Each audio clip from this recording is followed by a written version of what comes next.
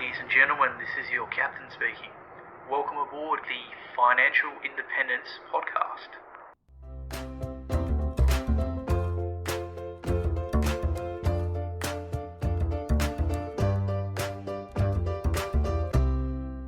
G'day, and welcome to another episode of Captain Fi, the Financial Independence Podcast, where I open the cockpit to some of the best and brightest in personal finance, as well as those who have reached or are on their way to financial independence. Before we get started, remember, nothing said here is financial advice, and you should always do your own independent research before making any financial choices. With that being said, I hope you enjoy the episode and learn something new.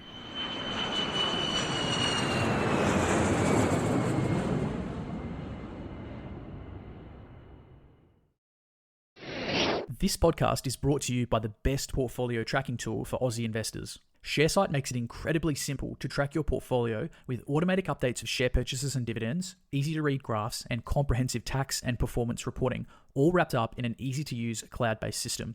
For users with fewer than 10 holdings, it is completely free, and I even used the free version for years.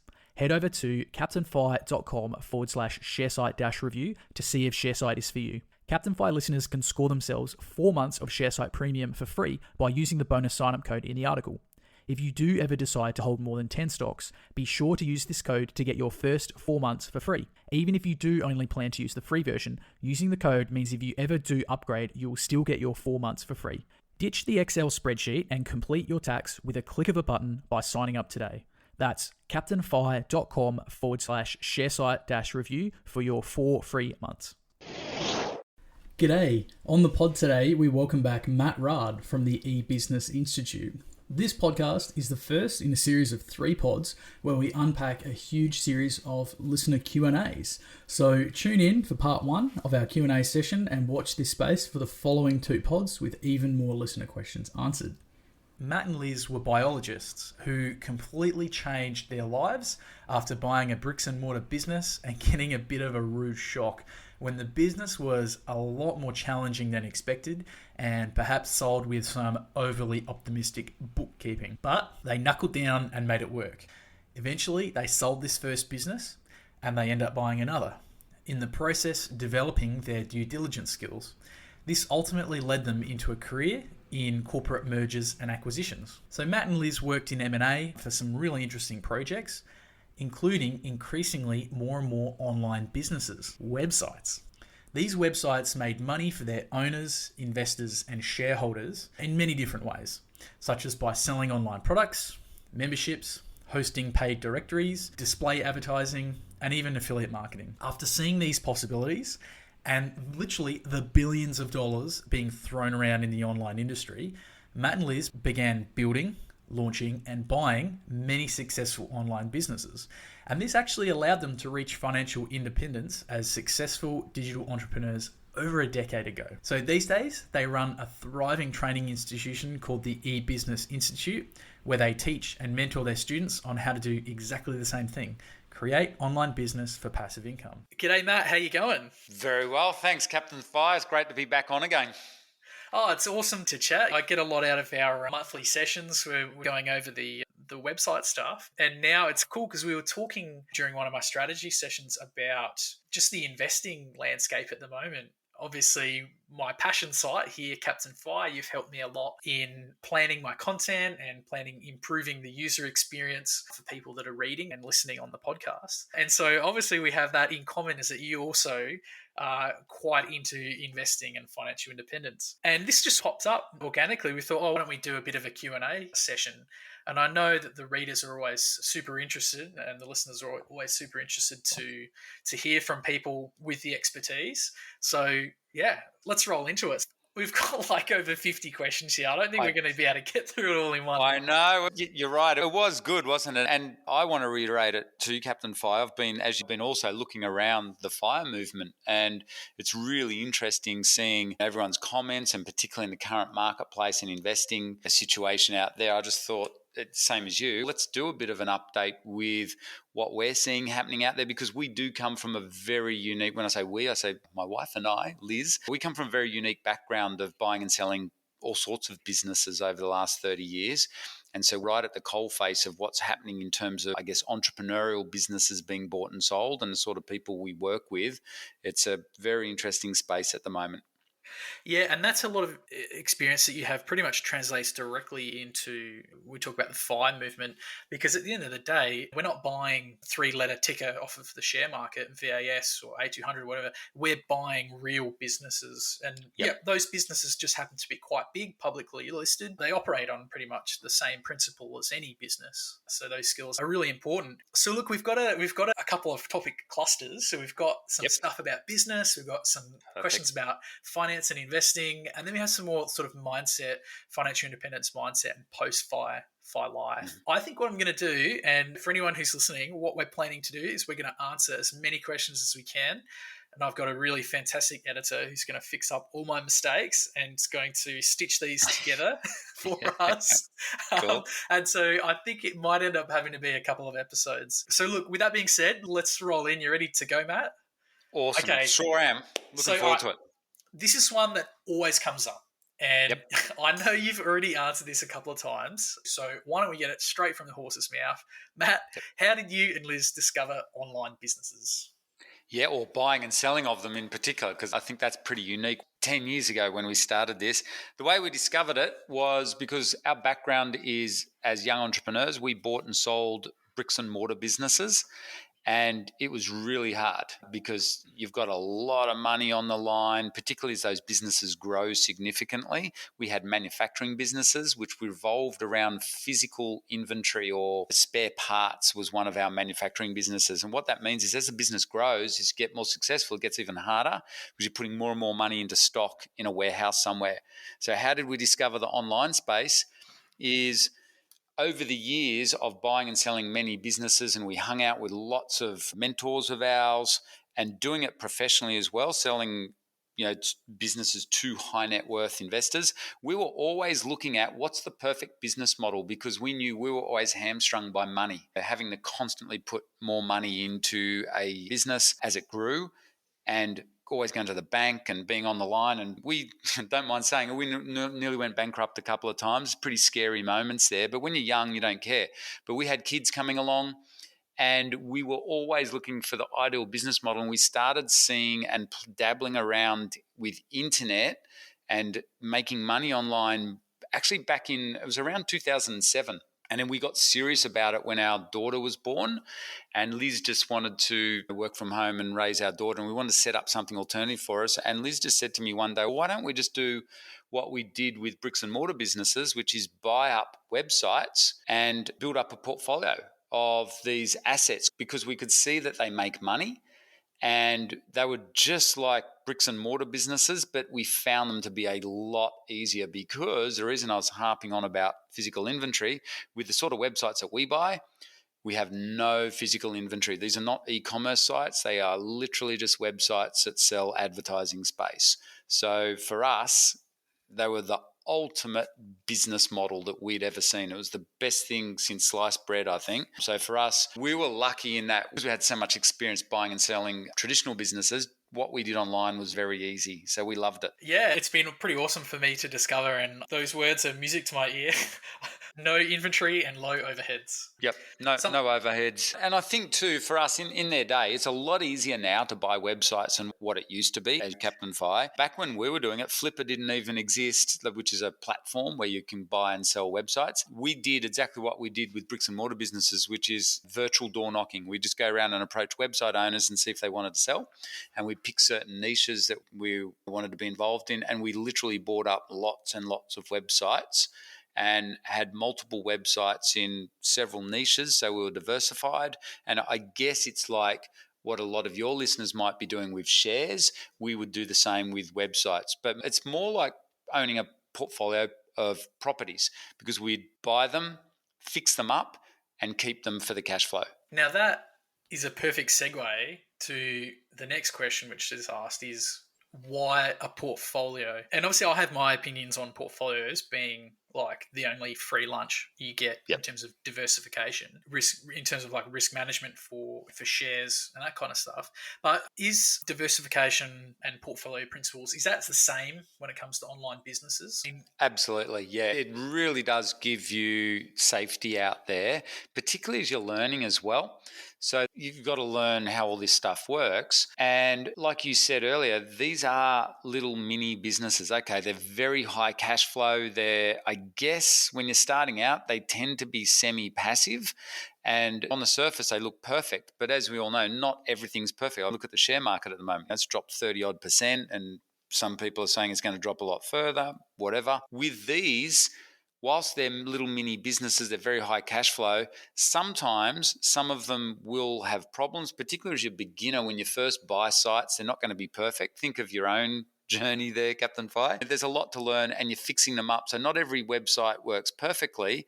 And like the portfolio theory shows us, it's the 80-20 rule. 2 out of every 10 websites are going to be your massive winners, and they will probably make you 80% of your income. About 5 or so out of the 10 will do okay. And then there'll be another 2 to 3 out of the 10 that won't do so well. And it's funny, overall, we've been doing this now since, I think we bought our first site, or we built our first website in 2008. And that didn't work particularly well at first. So that's only one website. So once we started buying websites, which we did the next year in 2009, we suddenly realized we could own this portfolio of sites. If some didn't do as well, it didn't matter. But we certainly found there were always 20% of them generated 80% of the income. And the other thing is too, there's these things called Google updates, and different niches will trend at different times. So having that portfolio was a beautiful thing for us. Liz and I have always been drawn towards a portfolio. We've always owned, multiple businesses or multiple shares, or even when we did the property thing, we always wanted to own a portfolio of properties, because all our mentors had always said to us, diversification, if one goes down, the others carry you through.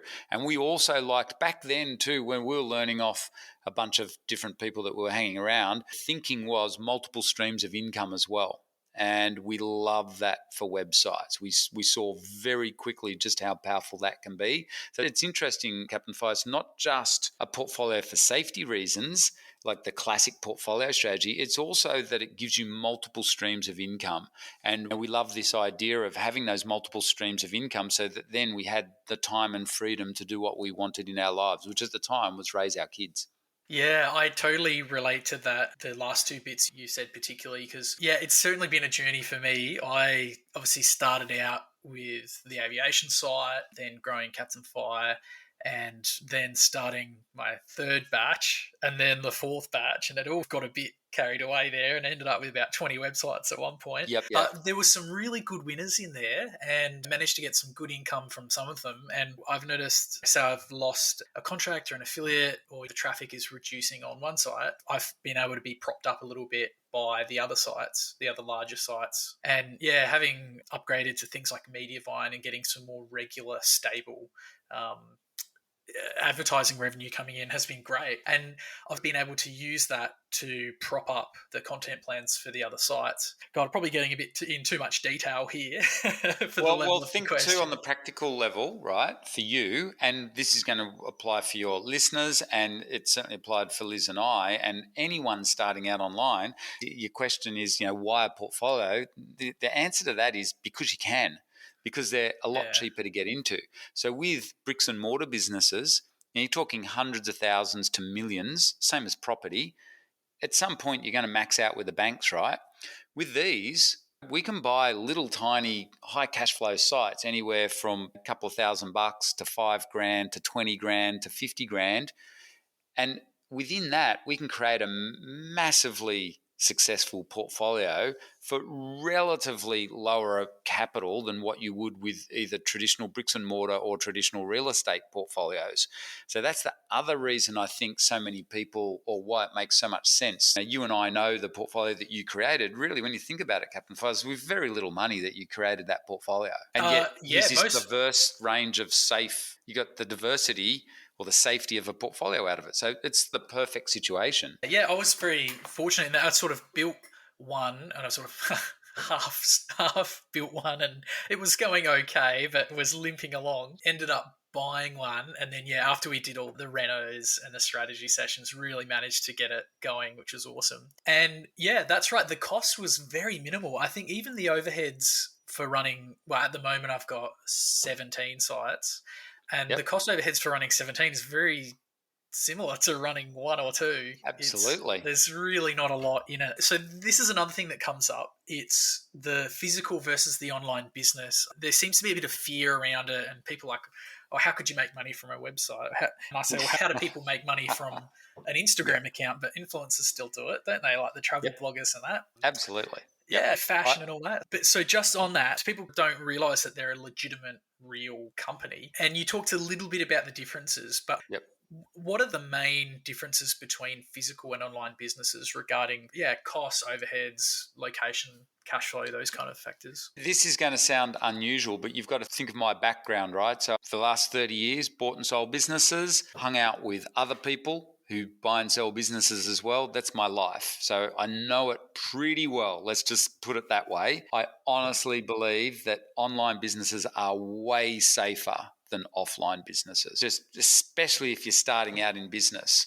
So it's funny how you said some people think, oh, how can this online business, how can they be worth anything? To me, they are heaps safer than buying a physical business.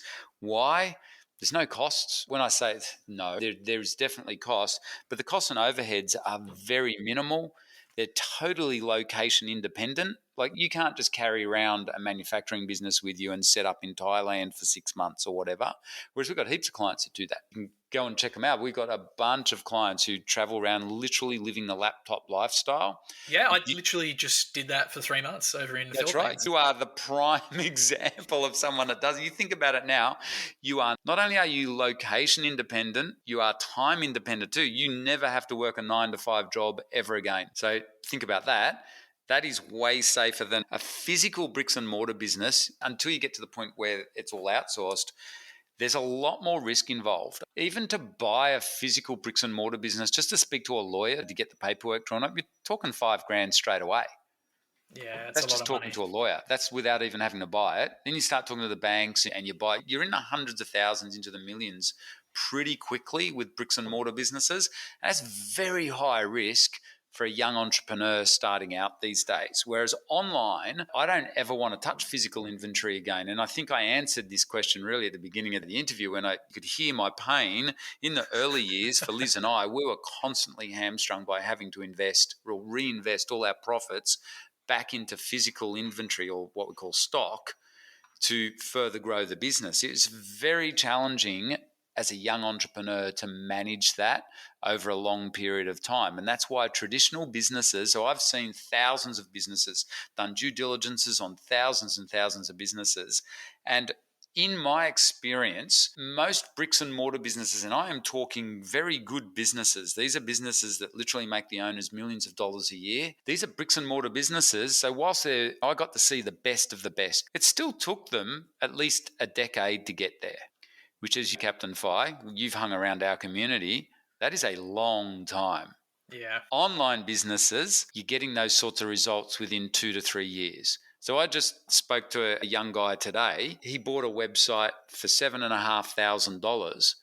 He sold that just 2 years later for $550,000. So that's within 2 years. That generally doesn't happen. He had hardly any money.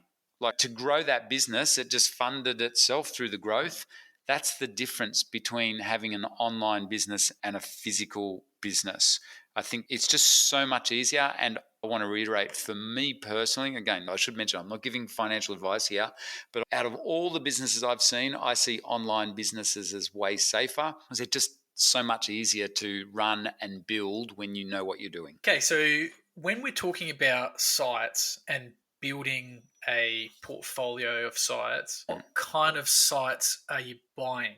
Because there are many different types of websites and many different monetization models. What are the ones that you and Liz particularly focus on, and what are the ones that you'd tell your students to focus on? Yeah, really good question. And I think it follows on from your last question. Definitely not e-commerce. So I need to clarify this. Liz and I are very passionate about not having businesses with lots of physical inventory in them, as you've all just heard. Why? Because it just soaks up all your capital. So when we got online, what we were looking for and what we love about the online space, and again, why I think it's so much safer as a beginner to learn off these sorts of sites, is we buy what's called content websites. And basically how we make money is we just become like online advertisers. So we will have a website that simply answers questions about a certain topic. Say it's like dog training, or like for Captain Fire, it's all about the fire movement or whatever. When you think about it, it's just all information on there. And when people visit, they can click on ads and you get paid, or you recommend products and you get an affiliate commission. That is gold. There's no simpler business model than that. I think at the end of the day, that's got to be the simplest and most elegant business model we've ever seen, because it's easy to grow once you've got a winner. You just keep providing more content, and we teach a whole process behind that. You don't have to be a writer yourself. You don't even have to be an expert in the subject matter. So many of our students are not experts in their subject matter. It's just the system that you use to grow those businesses are all the same. Once you've got the skill, you've got a skill for life. That's the other cool thing about these. So we definitely don't buy e-commerce sites. Now, not to say e-commerce sites can't make you a lot of money. We've got quite a few friends who've made lots and lots of money out of e-commerce sites. Just our choice is we very specifically buy content sites, which are like, think of them as like an online advertising board, and you just lease the space. And sometimes we literally will just lease space for advertisers to be on there, or we can sell leads off the sites.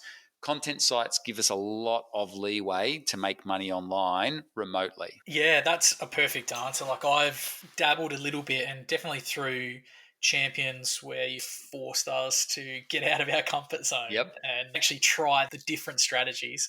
I firmly was in my comfort zone on just content sites. And that's what I've seen the best success in my portfolio. And I think also, which aligns to my values as well, being in the FIRE movement, being about that, trying to generate a semi-passive income with minimum stress, minimum risk. Yep. And yeah, it's a great way, especially if someone's an SME and they do have expert knowledge, or as you said, you just get an expert in and you pay them to write about it. So the next group of questions came through. Basically, I get asked a lot about what are the different types of sites and how do they work. So I think you've perfectly just answered how does an advertising site work, like a content strategy site. I get often asked though about the affiliate sites.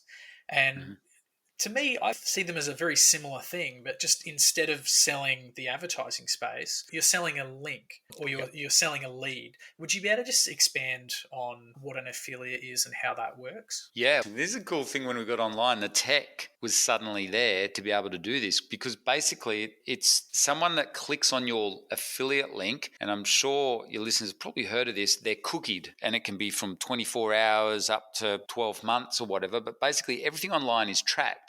So what happens is, if you write an article about a really good dog training program that you've used, say you've got a site about training German Shepherds because you're passionate about German Shepherds, or it's just a site that you've ended up buying, and you talk about, hey, I just found this really cool program about training dogs. I think it'd be really helpful if you're training a young German Shepherd. And here's what I found. Here's the pros and cons of the program. And here's a link if you want to go and get it. And so when people click on that link, that person is cookied. So it's a technical term, but basically it just means they're tracked. And so when they go over to the program site, if they buy that program, then you as the webmaster that referred them through will get a commission for that. And that happens in business all the time. That happens in bricks and mortar businesses all the time. People pay referral fees, but this is way more leveraged online because it works 24/7 while you sleep. Worldwide marketplace, just done once, done forever. You don't have to constantly keep talking to people and referring people through to buy. It can be services, it can be products, it can be anything really. And it is such an evolved marketplace now. It is way, way easier than what it used to be. It's very accurate, the tracking, and it's a very powerful and easy way of making money online. You don't have to go overboard with it or anything like that, but It's a beautiful, elegant way of, say you are interested in physical products. Like just as you Captain Fire, we've got lots of clients that have very successful Amazon affiliate websites, and they will talk about certain kinds of, let's say, coffee machines, and they'll recommend people go over to Amazon and buy a certain model. They get an affiliate commission for that. But they don't have to invest the money buying a bunch of coffee machines and having them all sitting in a warehouse somewhere and shipping them out to a client. All they do is just say, hey, these are the ones we found that are good, and they get an affiliate commission for it. Easy peasy. It's a really simple business model.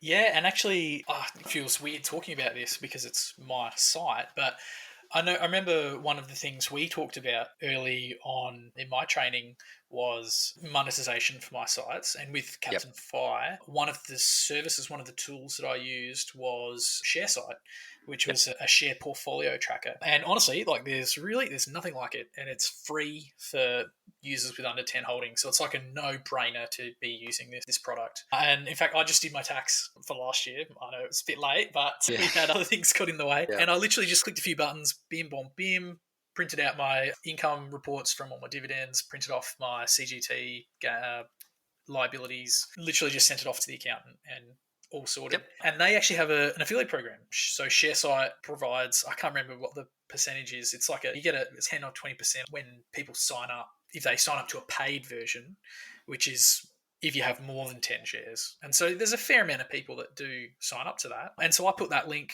on my website on Captain Fire, and I have an advertisement on the podcast.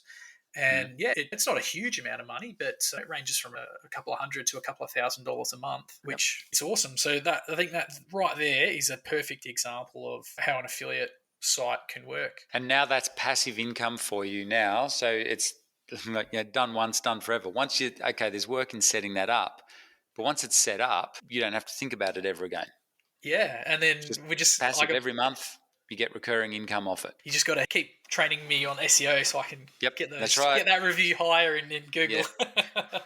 So look, the next kind of sites, they're probably ones that I tried and didn't really have a huge amount of success in. I probably think I'm just biased because I've had some success in the affiliate and the advertising sites. But I just wanted to touch on these briefly because we did do them in the Champions program and I get asked about them a fair bit, which was, what is a directory site?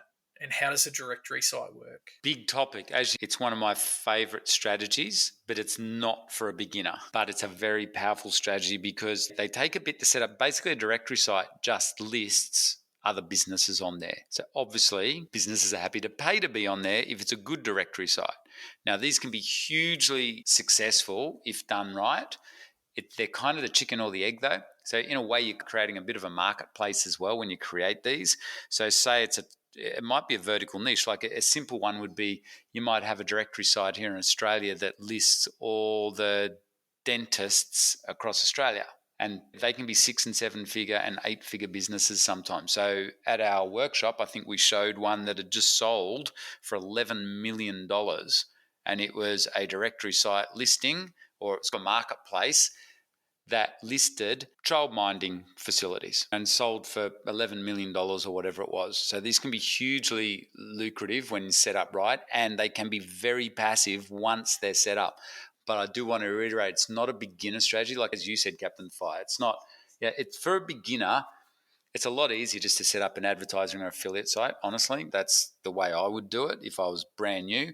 If you've got more skills and you know how to SEO a site, which is rank a site in the search engines, and you know a bit about the local business strategy that we also teach, then you can start to combine your skills into super skills, and you can have as one of your portfolio sites. So we teach a range of different strategies, as you've alluded to, and one of your portfolio sites might be, for instance, a directory site that you build up over time.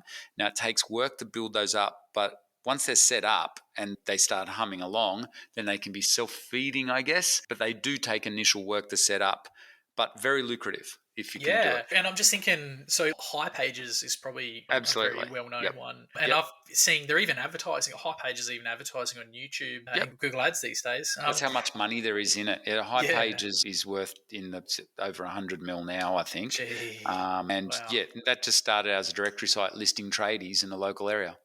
There's a bunch of them as well, and I don't know if you'd classify these as purely directory sites, would you? But maybe even like Uber Eats, like it's literally just a directory of restaurants. It is, yeah. Yeah, and You that's how know? they started. The best one. So here in Australia, yeah, there was some really big, very successful ones that listed all the restaurants. They've all been bought up by the big players now, like Yelp and stuff. Like typically in the tens of millions they get bought up for.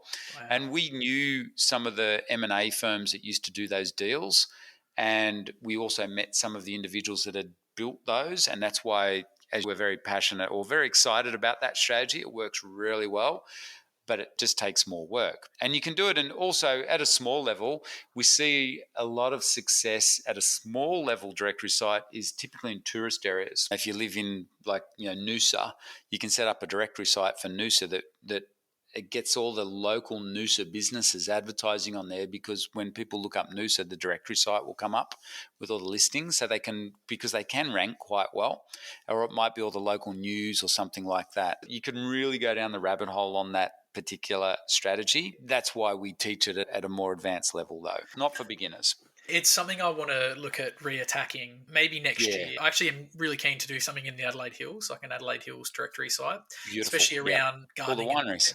yeah, and around Yeah. like produce, Yep. permaculture. Yeah. Yeah, and they will pay if you can get the site ranking. Then local businesses obviously will pay to list on there. And basically, what they do is they pay a yearly fee to be on there, and it's win-win because it can be a really low amount. You only need to charge them a couple $100, but that can very quickly turn into a six-figure income for you as the website owner. So we've got lots and lots of examples of those, as you know, in the Champions course. Do you have a side hustle? My side hustle is websites, a form of digital real estate. If you want to learn more about this lucrative side hustle, check out my review of the eBusiness Institute and their online self-paced courses. They cover everything from total beginners right through to advanced web design and how to buy, renovate, and sell websites for profit.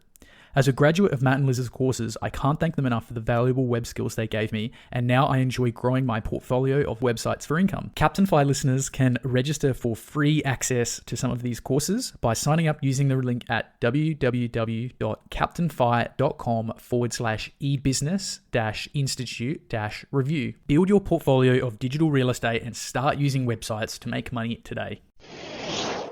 Okay, and now we talked a little bit about it in that last question, but the local business site strategy. So the local business site strategy is where you're essentially doing all this work on behalf of a local business to get them Yeah. more leads. Would you be able to just expand on how a local business strategy would work? Yeah, it's a great way to put your digital skills as you're learning. You can be building websites for local businesses, so like your local plumber or your local dentist or your local lawyer or whatever. You can build them a small, simple website that gets ranking in Google, and you can charge for that service anywhere from $2,000 to $3,000 and maybe more. But what gets really interesting with a local business strategy is once search engine optimization, SEO, it's the same skill that we use on our portfolio sites, our more passive sites. And what you can do is it's the same team that you use. This is why it gets easier the bigger you get. So you can just have a few of those going as well, and you can charge a recurring monthly fee to the local business owner to get the site ranking highly in Google. And that's worked extremely well for quite a few of our Champions members. So it's a really cool way to utilize your skills in another money-making way online. Again, it's independent, it's location independent. You're just working off a laptop to do this. And it's the same team that you use on your portfolio sites anyway. Yeah, and I had a guest, Richard from Paramark. He runs He's Paramark. one of our clients. And that's actually how we connected, was through Yeah. the Champions group. We were talking about, hey, come and talk about your business and what you actually do. And that's how we got Richard out of his 9-to-5 job. Yeah, and so by training him in to do that strategy. That was a strategy that he really went for, and he's been hugely successful with it. Yeah, and we have been chatting a little bit about, because I know he's still pursuing the content sites, but he's basically replaced his income with the local business strategy, managing websites for local businesses in Sydney. And then whilst everything's ticking over, his content sites are growing and getting bigger and bigger. And his plan is to then transition either sell the words escape me. The agency. The That's agent sell his that agency. becomes an asset in itself. And the other thing with Richard, which is really, so you got to remember, he was a total beginner online, and you look at the sort of sites he makes now, and like you said, that's how you got introduced to us, because you were one of his first clients, weren't you? Yeah, we built the aviation site together. So Yeah, learning what we teach. And now look at it. Look what Richard's done. You just said in Sydney, he's got Sydney clients, but he doesn't live in Sydney anymore. He and his no. wife have moved to God's country up here in Queensland, the beautiful sunny coast. Yeah, actually, I've got a few friends that have moved up to Brisbane, and so I'm starting to think I do love Adelaide, Matt, and the Adelaide Hills are always Oh, home. beautiful. But Yeah. as everyone's probably know, there's been a few big life changes for me recently, and I don't really feel as anchored to Adelaide anymore. So might be having to go up to the east coast, have a trip up to around Brisbane, North Yeah, Breeze area. that's what Liz and I did when we got online. There's so many online entrepreneurs living up in Queensland. Why? Because what do they say? Beautiful one day, perfect the next. And Liz and I, we were the same. We used to live in southern New South Wales, in the Southern Highlands, in a rural area, but it's too cold. And once our website started making us lots of money, we realised, oh, we can live wherever we want. This is crazy. Why are we living down here in the cold? So we moved to Queensland as well. That was more than 10 years ago now. So There's got to be something in it if everyone's doing it. it is beautiful up here. So we've got so many friends up here that we've met who are all the same. We're all from southern states, cold. And then because we all work online, we've realised, oh, we can live in Queensland. And not only that, live on the beach or something as well. Yeah. It's beautiful up here. Location independence. Absolutely. Awesome. Do you have some questions about that, about post-FI lifestyle? Yep. But I'm going to try and smash out these ones for the last couple of segments on Okay. online businesses. So there's, I guess, two more strategies. One is the premium content or a subscription site. And then the next one is, selling your own products. I guess that falls under e-commerce, which we've discussed as thou shalt never go there, Simba. I'm not a fan, so say no more. Yeah, okay. You can do, it's just more complex. Yeah. And so with a premium content or a subscription site, that's basically just a content site, but people just pay for a subscription rather than serving them ads, right? Yep. So you're just selling info products. So we've done a lot of that over the years, and we really like that model. I would suggest it's not the easiest model for a beginner. It's a much more advanced strategy. It's not as easy as it looks, that particular one, but it can be. Again, if you're a beginner and you're listening to this, seriously, the easiest way to get started is to just buy or build small, little, basic either advertising or affiliate websites. Selling content info products online, you've got to set up email funnels and landing pages. And if you've never done that sort of a thing, or if you don't have someone helping you, it's a beautiful business model though. Why? Because you get recurring incomes day in, day out. You just watch the money come into the bank, particularly when you've got a good product and you've got it up and running. And once you've got it up and running, it's not passive at all, but it's definitely semi-passive, but it's very automated recurring income. Yeah, leveraged, yeah. Yeah, it's very leveraged, but again, it's like the directory site strategy. Yeah. I wouldn't recommend it as a beginner, Yeah. but I would recommend it goal setting thing. Definitely something everyone loves to have a membership site somewhere in their portfolio. They're golden. Yeah, and so They're the ones, as Captain Fire, that typically sell for 6 and 7 figures online. Yeah, it's a big multiple. We talk about the EAT, expertise, experience, authority, and trust score. And I know Google has been very vocal about that in recent updates. But I imagine you, with that style of a site, you might be really leveraging your EAT score as a professional, as a trusted source of information. Otherwise, why would people pay for it? Yeah, anyway, absolutely. It's definitely, that's something you want to do if you're an expert in a particular area. Yeah. We've bought membership sites as well in areas that we know nothing about, and ebook sites as well are similar. Ebook sites are a little bit simpler, and so we love buying ebook sites. They're not as popular now, which is interesting. But yeah. The one that springs to mind, Matt, we did the case study with the photography site. Oh, The yeah. bloke who, I mean, what did he pay? Yep. $5,000 on Upwork Yep. for a photographer to set up a bloody training course To create the course. to Yep. create the course. He was a photographer himself as well, but he paid someone else to write the course. Yeah, he sold that site 3 years later for $10 million. It's just like, That's just it's wild. unfathomable. Yeah. That is absolutely wild. Really interesting story. I mean, he And worked hard. I mean, he obviously worked hard over the 3 very hard. years. Yeah. Yeah. Yeah, It's not like, that's not a passive walk to riches, I can tell yeah. you. That was active. But hey, I think anyone listening would be happy to be active if you get a $10 million payout at the end. Mind you, too, he was making money along the way as well. He made heaps of money. And that was just from selling a I think it was a $49 a month membership site on how to do wedding photos. Yeah, wow. Yeah, it's cool. I always get a smile whenever I go over those case studies. Okay, so I guess going back to the basics then, for anyone who's looking to get into online businesses, overheads. So what does it actually cost to run them? You can build a site pretty much, the tools For free. for free. You can Yeah, most of the once tools you free. know what you're doing. Yep. Yeah. Or you can buy a starter one for $500,000. Yep. Once you've bought one, what are the costs to actually run it? You got to pay for hosting, that kind of stuff. Yeah, hosting's like $7 a month, so that's pretty much nothing. Yeah, that the main cost that you'll have with the sort of websites we buy, and is why it's so simple, is just content costs. And that's about to change with ChatGPT. So content costs are typically $30 to $50 an article, and you might post on a small site. Just to give you this is not on a 6 or 7 figure website. This is not on a site that's making you a couple $100,000 a year or anything. But when you're learning, you typically got little sites that you might post once or twice a month. So this is an investment, but it pays you back, because good quality content is like money in the bank. It's an actual investment. So when you learn, you're never going to get it perfect the first time, as you found, Captain Fire.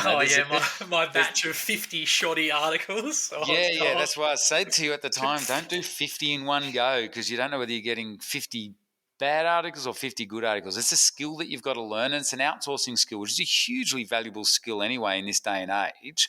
And that's why I love this game and why I love teaching beginners this stuff, because every single thing we do here is a massively valuable skill for your future anyway, from getting content created to actually learning how to do due diligence on websites, learning how to renovate them and double their incomes and stuff. Man, that's just money in the bank for you down the track. So content is probably your main overhead or your main cost, which to me is nothing compared to bricks and mortar businesses. We're always forking out for something in a bricks and mortar business. If you're small and you don't have much of a budget, you might be thinking 30 to 50 bucks on articles is expensive. To me, it's nothing.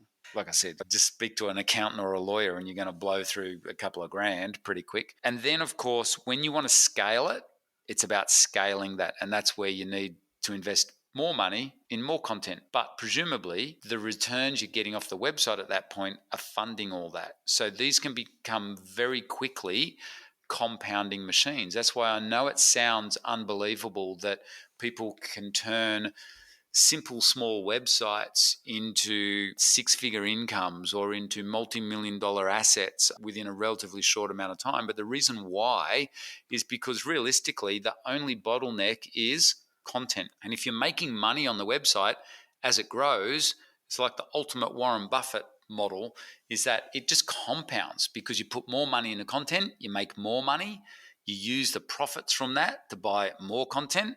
That makes it more money, gets more traffic, and it just gets easier and easier. So you think even with your own site, Captain Fi, you now know you got the benefit of a few years doing this, right? You can see exactly what I am talking about. You're getting higher affiliate commissions. Every bit of content you put in ranks easier now because the site's an authority. So that's the cool thing. This is why this all compounds. So yes, at first it seems harder and it seems a lot slower and it seems to take a lot of time. Once you hit the tipping point though with websites, everything gets easier and easier, and it's just a rinse and repeat process. The lighthouse moment. Yeah, the lighthouse. And you've hit that point, and really well done. You've done all the hard yards, right? And it's fun. I shouldn't say hard yards. It's not that hard. It's really good fun when you learn this stuff. But there's a long period there where it doesn't feel like you're getting ahead. But then all of a sudden, things just start to take off, and you do hit that tipping point. So then when you start putting in your extra content, it becomes even more worthwhile and more valuable because there's more people watching or reading it, and then it just snowballs. And you get more advertisers approaching you because your site's getting more traffic and it's ranking for more terms. More and more people are noticing you. So next thing you know, and you get higher commissions and you just get more eyeballs. But what we've learned online, the true secret to making money is the more eyeballs you have, the more money you'll make. Yeah, I've And definitely noticed that. So it was a slow, when I say slow process, it was a slower process for me at the beginning, yep, naturally. And when I look back over my two passion sites, like the two sites which I run and I write for, which is Captain Fire and the aviation site, I don't cross mention the niches just because of like privacy kind of stuff. My other sites, if you knew all of the sites, you could fairly easily piece together everything about me. yep, But I've written over 500 articles, and that's not counting guest posts either. Like I've written hundreds of guest, maybe between 50 and 100 guest posts for other sites as part of the backlink strategy. So yeah, nearly 600 articles written across my two main sites. And then once they really started growing, I got a couple of writers, a couple of other professional pilots involved on my aviation site. yep, And I could see, wow, now I'm not the bottleneck on that site anymore. I can use the revenue, the advertising revenue, to pay their costs, and it's still cash flow positive even when I yeah, factor in the admin costs. And now the team of I have an editor now which just speeds things up, and a VA as well. And I know that chapter 8 of the course, yeah, outsourcing, I've got that one bookmarked, because even though the outsourcer won't be able to, I don't think the outsourcer works as quickly as me or as high level as me. Even if they're only doing 60% of what I'm doing, if I've got two outsourcers, that's still 20% more than my maximum output of 100%. So I've definitely seen that. And people ask, oh, what do I need to run these sites? I literally have a 15-year-old laptop that I yep, was writing articles on. I'm currently interviewing you now on a 10 or 13-year-old PC that I built at university. And then the other time I'm just using my iPhone. I mean, everyone's got a phone. yeah, Everyone's got internet at home. So really, if you're in the FIRE movement, you're being ultra frugal and you don't want to make these investments into content, I just wrote it all myself. yeah. I wouldn't advise that because it definitely slowed me down. I think had I have listened to you in the first place and started automating content production, probably would have made a bit more money earlier. Yeah. But it worked. Like the bootstrapping approach did work for me. Yeah, and that's what we love about online businesses. It is a lot easier to bootstrap than with bricks and mortar businesses or businesses that involve physical inventory. Yeah, I definitely wouldn't be able to, I don't know, sew together 600 leather jackets or something to sell at a fashion No, store. very difficult. Yeah. Very difficult. Okay, I guess I stole your thunder there in answering what do I need to run them? Because that was a question. Is No, what do I need to run this? that's right. You've answered that really well. Your experience is very typical. You just need typically a couple of content writers and probably an editor and maybe a techie, and that's about it. And that will create you a six-figure income. So we've got lots of Yeah. students. That's basically their team. That's their goal to get to that. So it's ideal for someone who's also looking to transition out of a job because you can start building up this team part-time in the evenings because they're all virtual. Doesn't matter what hours they work or whatever. So that's the other big advantage of running these sorts of businesses. And that's literally, I don't know, that's pretty much your team. And so as you expand your portfolio, you just get a few extra writers on board, as you're finding. Yeah, and that's pretty much what I did, Matt, is learning as much as I could about it, slowly building these sites and doing it on weekends and evenings. And I think there was some cheeky writing sessions involving my phone and the iPad in flight in the cruise segment. Yep. We could write content for the aviation site whilst flying, so a bit of inception. But yeah, it was a fairly basic process, and I think I did spend a bit of time on it because I was writing a lot of the content. Yeah. But in terms of answering how passive are they, I think now, if I omit, obviously, CaptainFire.com and the aviation site, which are my passion that I really love writing for, if I look at just the other sites, I really don't spend any time at all on them. The writers... So I have a VA that produces. So I mean, once a year, I sit down for my SEO week, strap into the chair, and that's a lot of fun going through all the keywords and coming up with a content plan. Once I hand that content plan to the manager, the content manager, she's then working with the VAs and the writers. The writer's brief gets made, they get handed to the writer, produces the content, gets accepted, writer gets paid, VA puts the content onto the site, gets published. Like, I really am not in that loop at all. And then all I'm doing is collecting revenue from either Mediavine or AdSense or Amazon affiliates.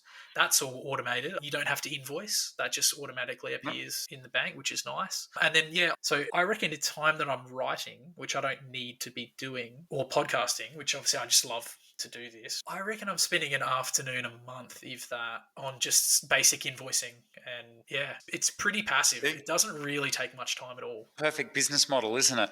Yeah. That would not do that with a traditional business, or people don't believe it, that it can be that easy. Now, you've done the work though, you've built it up and you've got the results. There's obviously, for you and for everyone else that's brand new to this, there is a steep learning curve to go through this. And that's obviously what we teach at eBusiness Institute, and that's what we love doing. That's why we're here. That's what Liz and I do. We teach people how to learn those skills that you've now got that are skills for life for you. But once you dial that in, it's not totally passive though. There's still work to be done, but it's the fun stuff. Like you said, Captain Fire, keyword research or directing your team and just figuring out what's the good content that's got to go on this website. That's probably where most of your work would come into it. Yeah, I used to be very intimidated doing business negotiations. It was something that I really got a lot out of with the mentoring.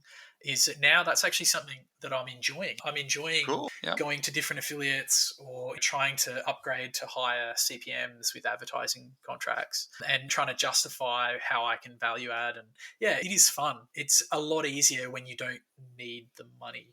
Because at the start, I was like, oh, if I could just get to $1,000 a month, and I was so nervous and desperate. And I think I put a lot of pressure on myself. But once you start getting those runs on the board, it almost just becomes like fun. It's like a hobby.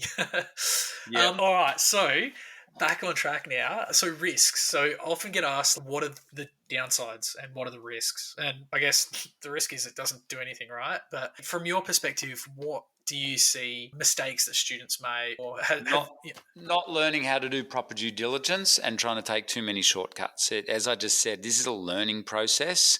There is a lot to learn if you've never made money online before, which is 90% of the population. And I think the biggest risks there are is not educating yourself and understanding what the hell you're getting into. It'd be really stupid, I'm going to be blunt about it, to go out there and just blindly buy a website. That'd be a really dumb thing to do. You've got to learn. So learn small. Start out small. Don't be too impatient, because you hear all these amazing results. If anyone hangs around with us and they see our students' results and everything, it looks amazing. And people understandably want those same results very quickly. And that's where they make the mistake, because they get greedy. They think they can short circuit the system and the learning system, and they'll just go out there and buy some site without doing proper due diligence. And I think that's probably the number one mistake we see people make. And I think also trying to go too big too quickly. As you found, Captain Fire. There's a lot to this. It's give yourself the gift of time. You got to think about this.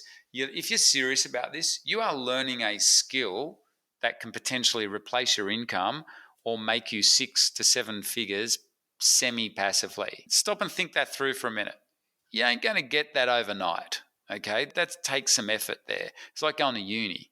You've got to learn. We're talking earning the same sort of money as a doctor. You're not going to learn that in just 1 week. Yeah. And I think that's where the most mistakes come from. People get greedy and try and go too fast too quickly. Like anything in life, everyone wants shortcuts. It's the same probably you would see at Captain Fire in share investing and stuff. I'm guessing that's where people probably make most of their mistakes as well. And that's totally understandable. But if you're listening to this, I would commit yourself to the long-term vision on this thing, because this is seriously a game changer for you long-term. And I love the Tony Robbins saying, well, it actually came from Jim Rohn originally, but most people vastly overestimate what they can achieve in 1 year, but vastly underestimate what they can achieve in 10 years. And that's what we've certainly seen over the last decade or so that we've been coaching people through this. It is so true. So that's probably I know that sounds very ephemeral or guru-ish, like what I just said, but that's my observations. That's probably the number one mistake that I see people make. No, 100%. Yeah, if it's too good to be true, it probably is. And we see it all the time with shares, like people saying, oh, this sector's going to go, buy now, pay later, it's going to be amazing. Tech, buy this penny stock, buy this cryptocurrency. And I think at the moment, we're definitely seeing the chickens come home to roost in some of those sort of riskier investment classes. Maybe people, they didn't have their investment tolerance aligned to their personal risk tolerance. And yeah, it causes a bit of pain. So yes, anything worth doing is worth doing slowly and steadily, building the skills. I think out of all this is super important. Obviously, I'm biased, but literally, and this is the slogan of our company, I see these as digital skills for future-proof income. So invest the time to get the knowledge. And your biggest risk in this day and age, when you think about it, your biggest risk in this day and age, no matter what you do, but particularly when you're using something where you're making money online, I think the biggest risk is knowledge risk or lack of knowledge. And I think that's particularly relevant to your audience as well, because you're in the FIRE movement. A lot of your members are into investing in shares and real estate, and you're looking for ways to get financial independence. Obviously, to get to that point, what's the number one thing you need? It's knowledge. You need to invest in yourself. It's got to spark the fire. That's right. You got to get motivated and you got to understand how things work. No, that's gold. Thanks for listening to part 1 of my Q&A session with Matt. Make sure you tune in for part 2, coming soon.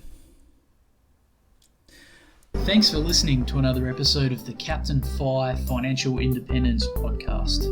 To read the transcripts or check out the show notes, head over to www.captainfi.com for all the details. If you have a question for the captain, make sure to get in touch. You might even make it on the airwaves. You can reach me online through the Captain FI contact form or get in touch through the socials. I'm active on Facebook and Instagram, as well as a number of online finance and investing forums. And finally, remember, the information presented on the show and the links provided are for general information purposes only. They should not be taken as constituting professional financial advice. You should always do your own research when making any financial decisions and make sure it's appropriate for your personal circumstance.